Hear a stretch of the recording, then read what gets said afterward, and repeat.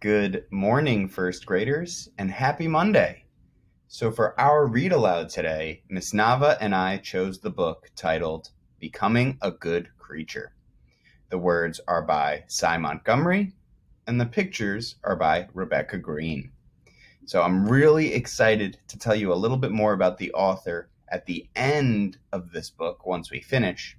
But before we begin, I just wanted to tell you why this is the book that Miss Nava and I chose for today. So we've been learning a lot about animals and many fun facts and cool things about different animals, especially for our writing assignments and the books that we've been reading for our read alouds and for closing circle. But, learning about animals isn't just fun facts. There's a lot that we can learn about animals and about ourselves by observing the way that animals live and interact with their habitats. So, I hope you're ready for an awesome book. Let's get started. School is not the only place to find a teacher.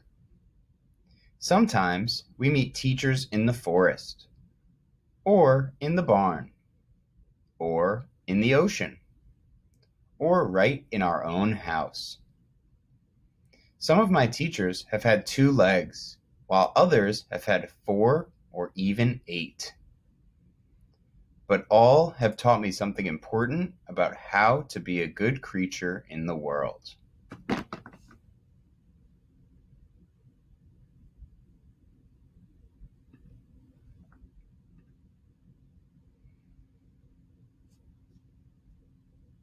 Find good teachers. When I was a little girl, I wanted to be a dog. I wanted to run really fast and see in the dark. I wanted to understand the sounds of my neighborhood, both wild and tame. But nobody could show me how, until Molly. Molly was only a puppy when she came to live with us, but she was already gifted with special animal powers. So I watched her, I listened, and I learned that if we pay attention, the world outside beckons us. Even before I started school, Molly was my first teacher.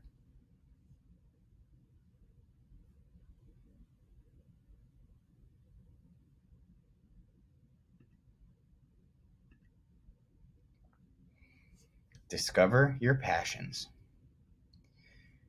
When I grew up, I still hungered to learn about animals. In Australia, I met birds who stood almost as tall as I did. Emus can't fly, but they can run like the wind. What were their lives like? I wanted to know. So I moved to a tent in the wild to find out. For many months, I followed 3 emus and watched them like I had watched Molly. They showed me where they traveled and what they ate. And while I followed them, they also showed me my own path. I would go to the places where animals lived. Each would be a new teacher, and I would write their stories.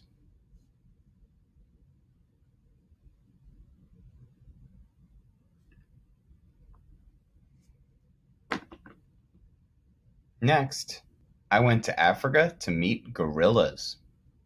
I hiked in the mountains there for a long time. It was nothing like my home in New Hampshire.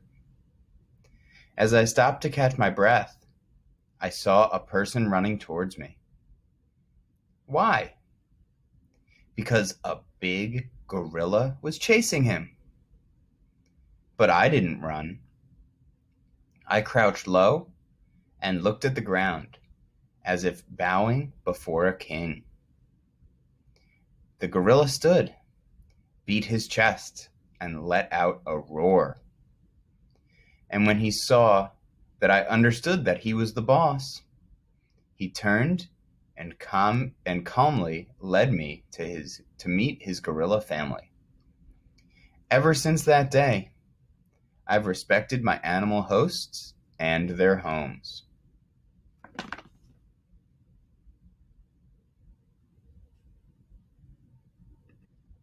Don't be afraid.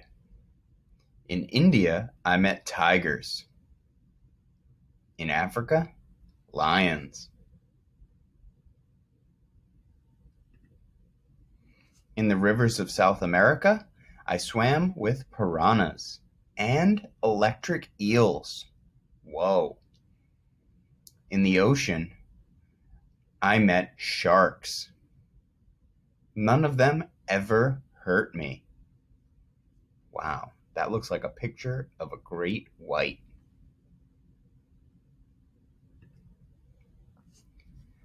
Wait patiently. I traveled to Australia again, this time to meet a different bird. The cassowary, like the emu, is a tall bird who runs instead of flies. I was eager to meet one and spent a week trekking through their rainforest home. An hour before I had to leave, I went out one more time to say goodbye to the beautiful, empty jungle. A cassowary stepped out from the trees before me. He was close enough for me to see his eyelashes. I was so glad that I had waited. And you know what they say, good things come to those who wait. And because she was so patient, right before she left, she was able to see the cassowary that she had been looking for. And that is really cool.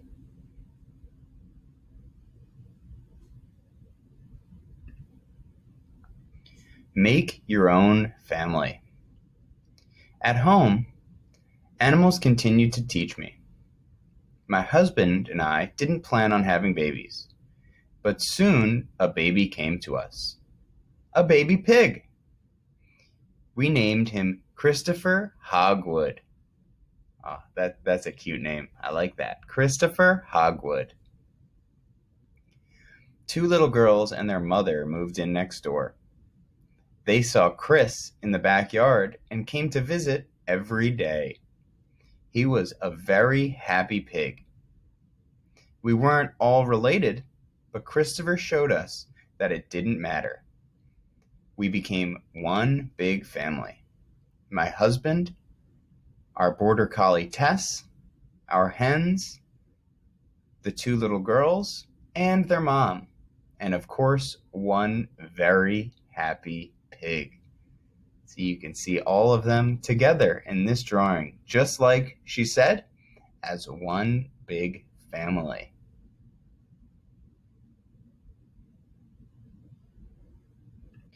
See for yourself. I'd heard it all before. Hyenas are ugly. Hyenas are lazy. Hyenas are thieves. They steal food from lions. Everyone said so, even the Lion King. But then I visited a hyena den. The fluffy cubs wrestled like playing puppies. Mothers tenderly licked their babies, and they weren't stealing food from lions. More often, lions were stealing food from them. Hyenas reminded me that what everyone says is not always true. Just like the title of the chapter, sometimes you have to see for yourself and make those observations before you assume something is true.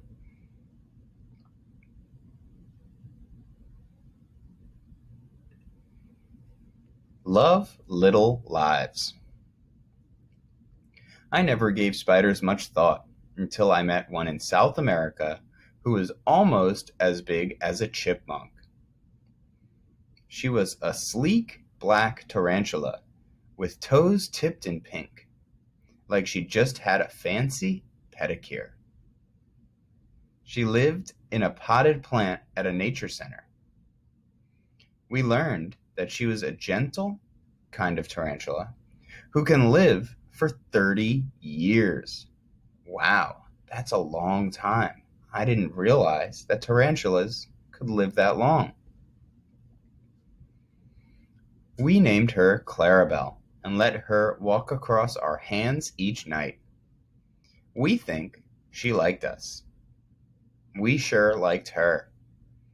Clarabelle showed us that little lives matter just as much as big ones. And that right there is a very important lesson.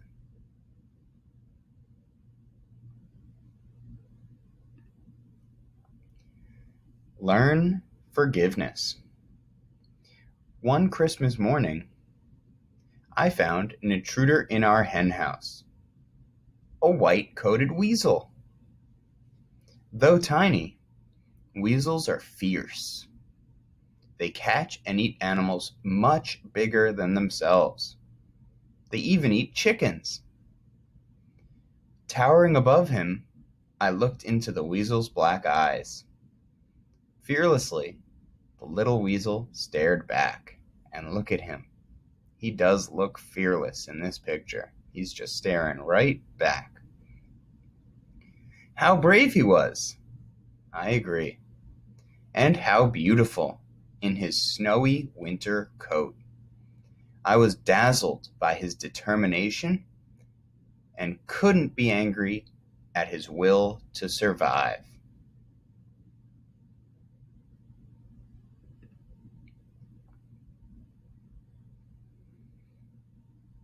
Find common ground. Octavia had 8 arms, 3 hearts, no bones. She lived in the water. I live on land.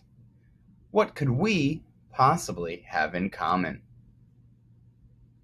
Well, let's find out. We both liked to play. And as different as we were, we became friends.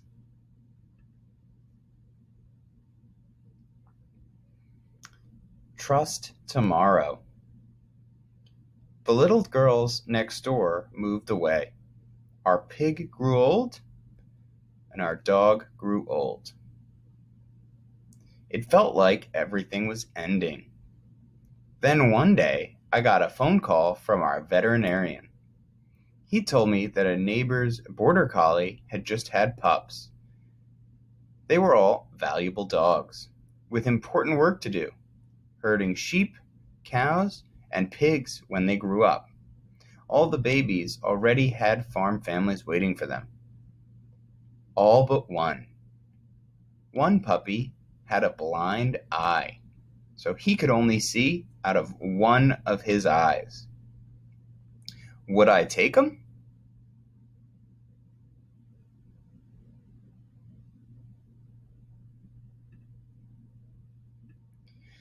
Thurber taught me the best lesson of all.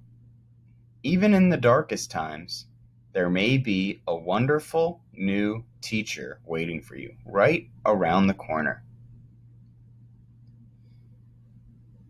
And here we have a note from our author, Cy Montgomery. To all the creatures who have been my teachers, wild and tame, named and unnamed, animal and human. Thank you for showing me a world more surprising, more alive, and far more glorious than I could have ever imagined. Signed, Cy Montgomery. And that's the end of our book.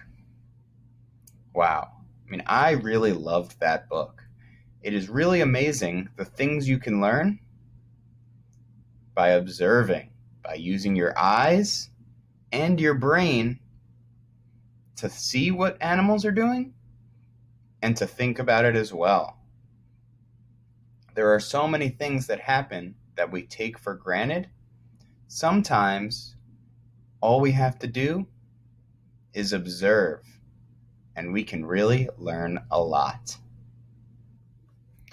All right, and before we wrap up, I first want to thank you all for being so gracious with your time and for sticking around for this pretty long Monday read aloud.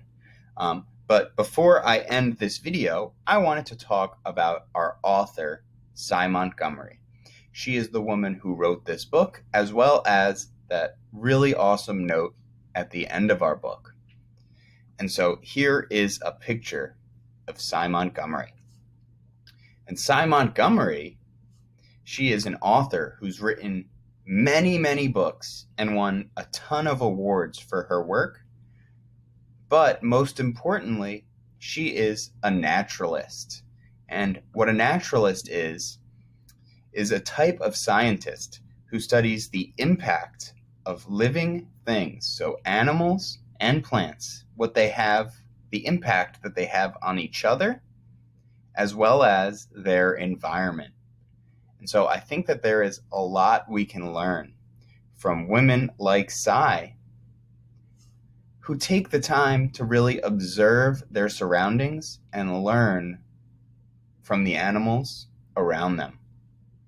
And so as we begin our zoologist animal unit, I want you all to put on your naturalist hat, unlike my Knicks hat, and really try and observe and learn about the animals that we're going to be learning about. And I think we're going to have a lot of fun along the way. So that's it for our read aloud. I hope you have a great rest of your day, and I'll see you later. Bye-bye now.